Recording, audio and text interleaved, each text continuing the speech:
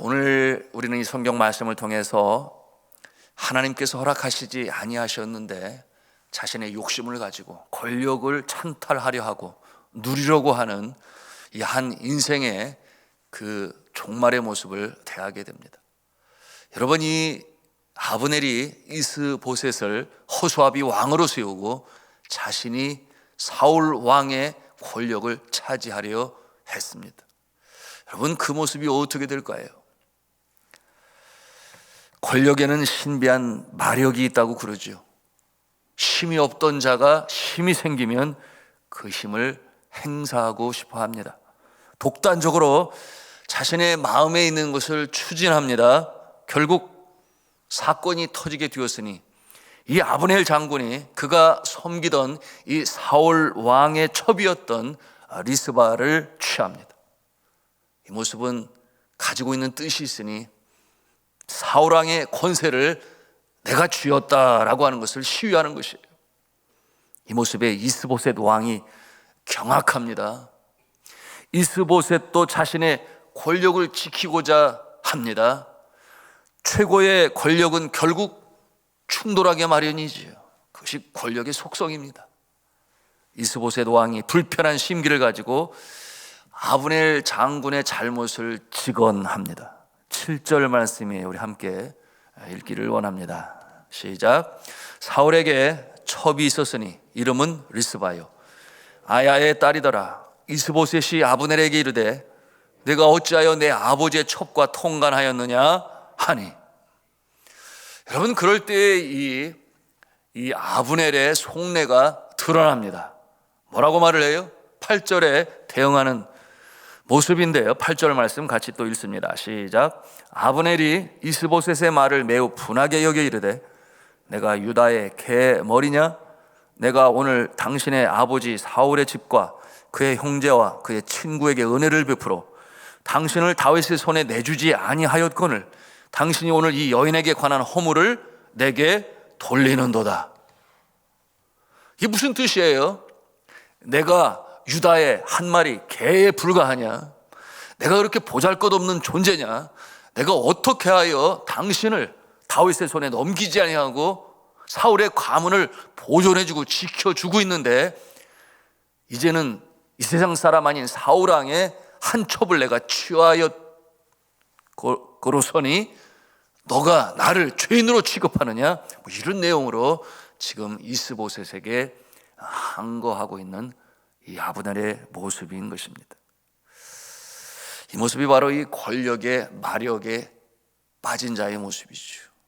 바로 아브넬이 그 모습입니다. 여러분, 이 권력의 마력이란 무엇이겠습니까? 자신이 가지고 있는 권력을 나누지를 않아요.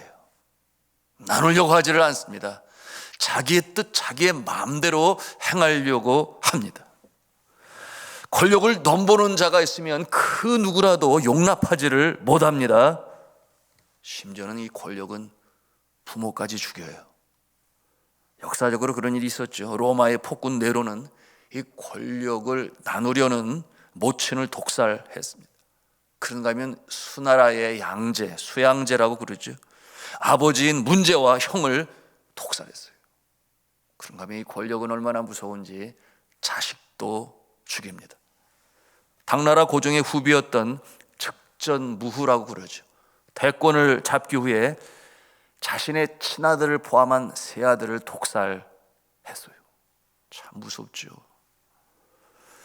이 권력의 마력에서 빠져나오기란 너무나 힘들어서 언제 풀려나올 수 있는가?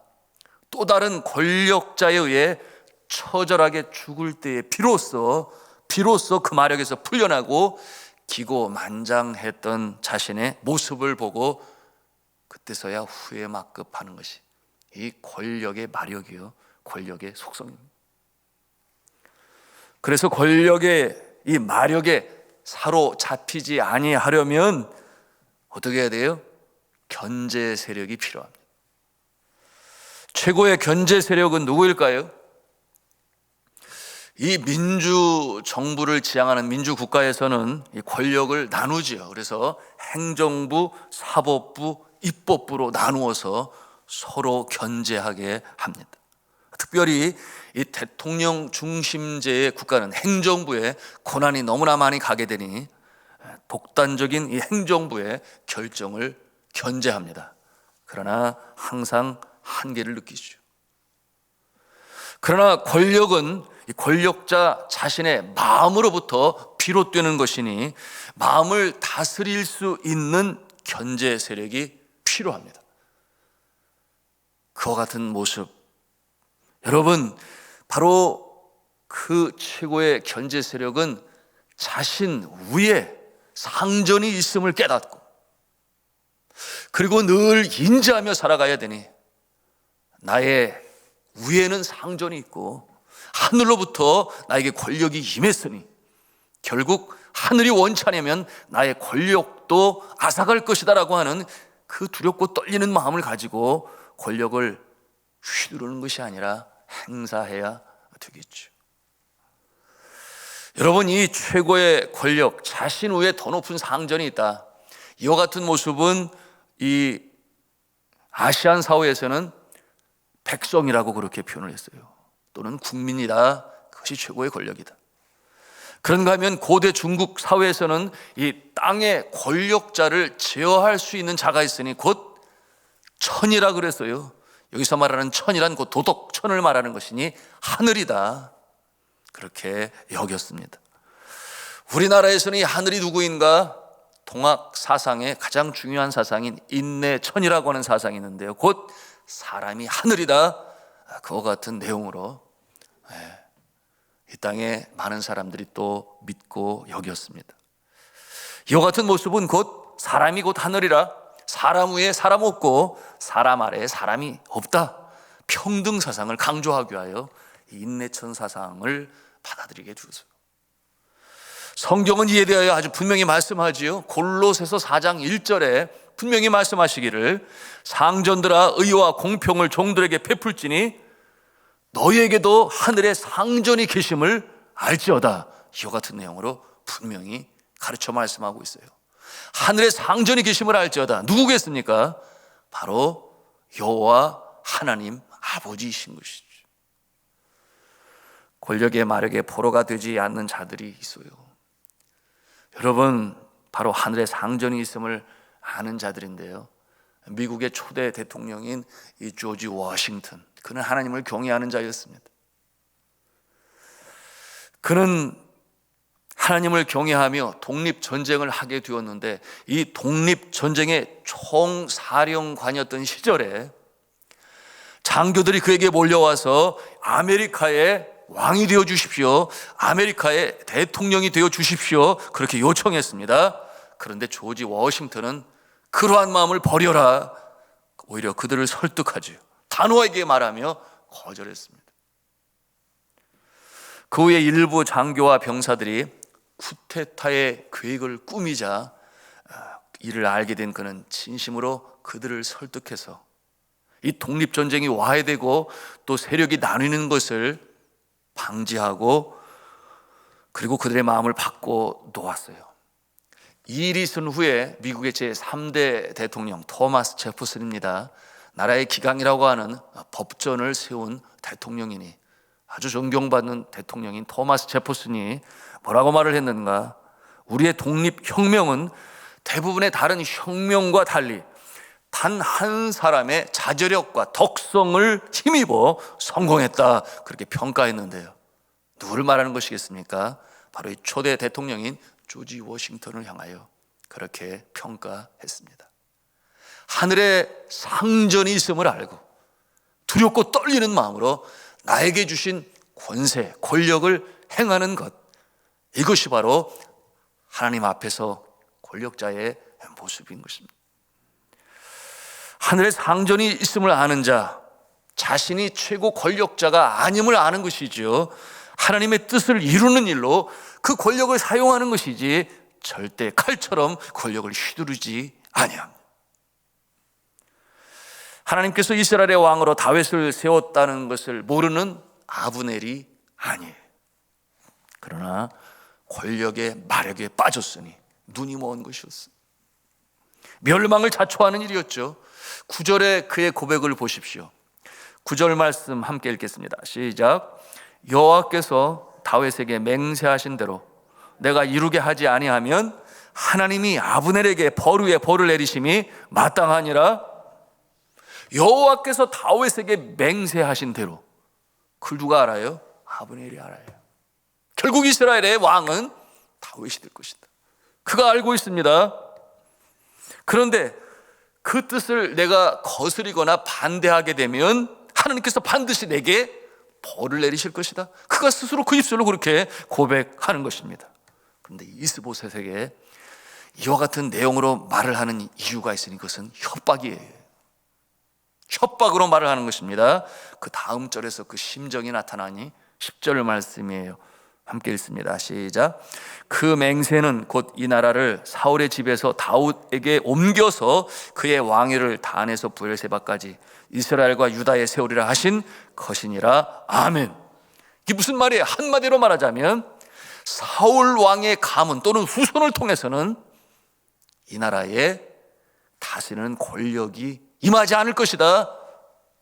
사울의 후손이 되지 못할 것이다. 그러니 그 말을 들은 이 이스보셋의 마음이 얼마나 놀랐겠어요. 그럼 이 아브넬은 또 뭔가 그런 생각을 하지 않을 수가 없죠. 그러니 이 이스보셋 왕이 두렵고 떨립니다. 심약한 모습이죠. 11절에 있는 그 말씀이 그것을 보여주는데 뭐라고 그랬어요? 11절에 보니 이스보셋 왕은 이 아브넬 장군을 두려워하여 감히 한마디도 대답하지 못하였다. 그렇게 기록하고 있습니다. 이 사건 이후로 아브넬 장군의 마음이 바뀌고 있어요. 전쟁에서 졌지요. 그런가 하면 백성들의 마음도 그로부터 멀어집니다. 이스보셋도 자신의 속내를 알아차렸습니다. 그러니 그가 어떻게 해야 되겠습니까? 그가 살 수 있는 방법은 다윗과 화친을 맺는 것이죠. 다윗에게 멸망당하여 비참하게 죽는 것이 아니라 화친을 맺는 것이 그의 생각이에요.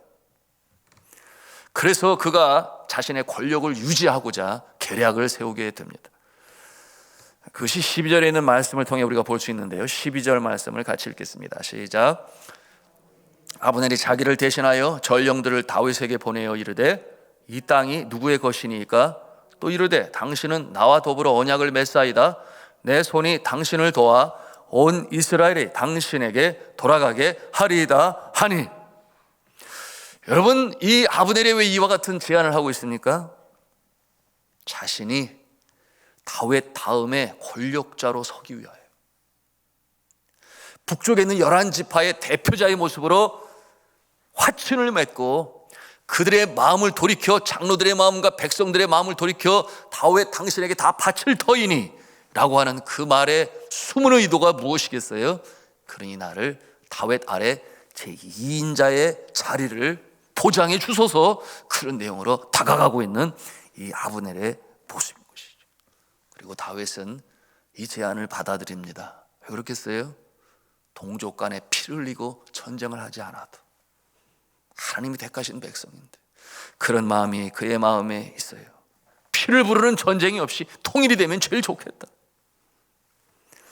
이 언약의 체결을 위해서 그런데 한 가지 조건을 제시하죠. 그것이 뭐냐 하면 자신과 정혼한 미갈, 사울의 딸, 그렇죠? 그런데 쫓김을 당하면서 이 미갈과는 함께 거하지 못하고 사울은 그 미갈을 다른 사람에게 주었어요. 그런데 그 미갈을 나에게 데리고 오라. 그와 같은 제안을 해요. 왜 그렇겠습니까? 여러분, 이 다윗의 의도가 있지요.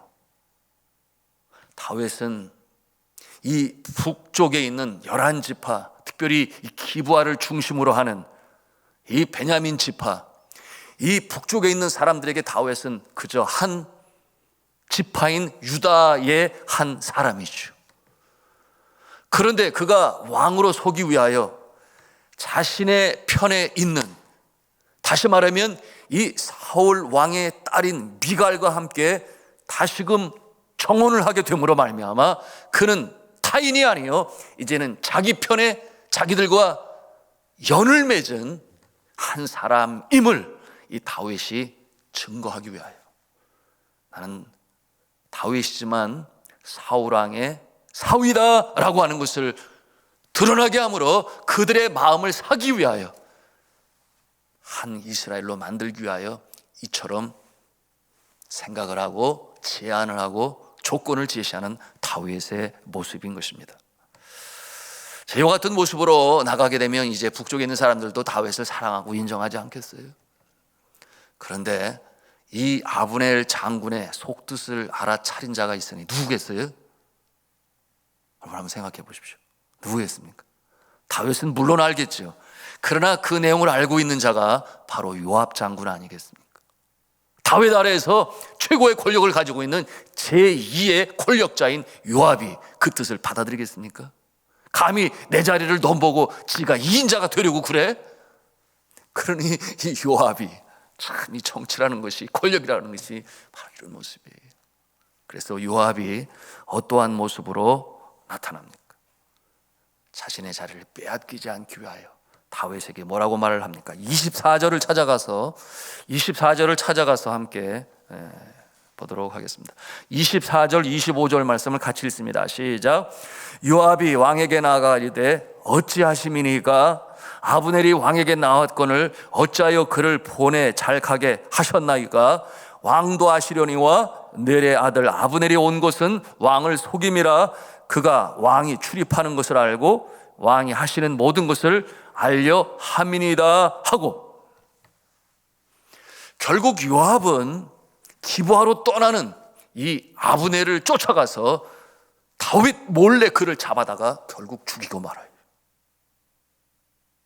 그래서 이 아브넬은 그렇게 죽고 맙니다. 자, 오늘 말씀을 마치면서 오늘 말씀을 통해 우리가 마음에 담는 교훈이 무엇이겠습니까? 여러분, 하나님의 뜻에 거역하는, 그러므로 하나님이 권세를 주시지 않았음에도 불구하고 나의 욕심으로 그 권력을 갖고자 하는 자의 최후의 모습을 우리가 보는 것입니다.